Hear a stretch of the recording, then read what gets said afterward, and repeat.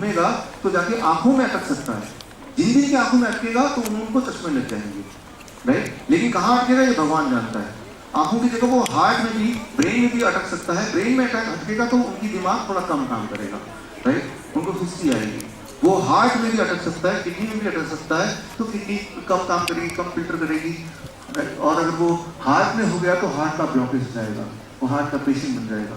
उसमें थोड़ा टाइम चाहिए, एक दिन 2 दिन में नहीं होगा ऐसा, 10 साल तक आप ऐसा करेंगे तो होगा, राइट। जब आप पैदा हुए थे तो गॉड ने आपके जो ब्लड वेसल्स उसको ऐसे बनाया, क्लीन। लेकिन जो खाना हम खाते हैं, राइट, पिज्जा, बर्गर, जिसमें ये है 293 वाला वो, तो आपके ऐसे इस तरह से वो लीकी गट सिंड्रोम से वेस्ट मटेरियल जो बॉडी से बाहर जाना चाहिए था, ना जाके ऐसे उसमें जमना शुरू हो जाता है, ऐसे जमना शुरू हो जाता है। और 75 ईयर तक पूरा जम जाता है और ये आपके जीवन का आखिरी दिन हो जाता है।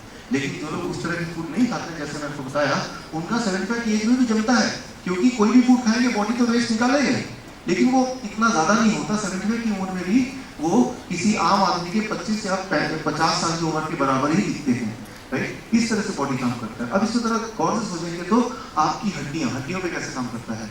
एक कच्चा कोई डाली लीजिए पेड़ का, उसको जब आप तोड़ना की कोशिश करेंगे, क्या हरी डाली टूट जाएगा? कट से नहीं टूटेगा, यूं ऐसे ऐसे ऐसे ऐसे भी टूटेगा। लेकिन सूखी डाली लेंगे तो कट टूट जाएगा, राइट।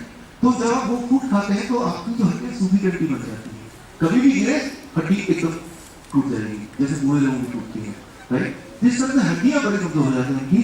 अब देखिए ये ब्लैडर है, राइट, जहाँ पे यूरिन इकट्ठा होता है, राइट। इसका जब आप यूरिनेट करते हैं तो इसको इलास्टिक होना चाहिए, प्लास्टिक होना चाहिए, इलास्टिक। तभी तो एक बार में स्क्वीज होगा।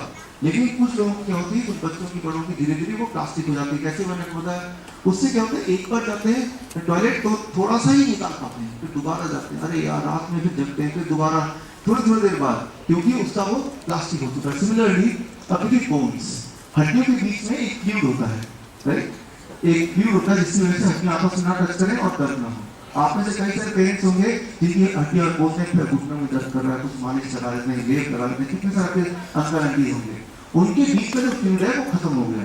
बीच में फ्लूइड खत्म कैसे होता है, जब हम sauce, jelly, jam, bread, right, ये सब चीज की फोटो दिखाई थी, वो लेते हैं सालों साल तक, तो बीच में फ्लूइड को खत्म कर देता है, इलास्टिक से प्लास्टिक बन जाता है। उनको दर्द कि दुनिया में कोई दवा ऐसी बनी नहीं है जो उसको रिप्लेस कर सके, राइट। अब इस तरह से मैंने आपको ये बताया कि कैसे बॉडी के अलग अलग ऑर्गन में वो काम करता है। हर ऑर्गन को प्लास्टिक बना देगा। आपका जो लंग्स है एकदम से ऑक्सीजन लेता है और कार्बन डाइऑक्साइड छोड़ता है, उसके लिए उसको इलास्टिक होना चाहिए, प्लास्टिक होना चाहिए,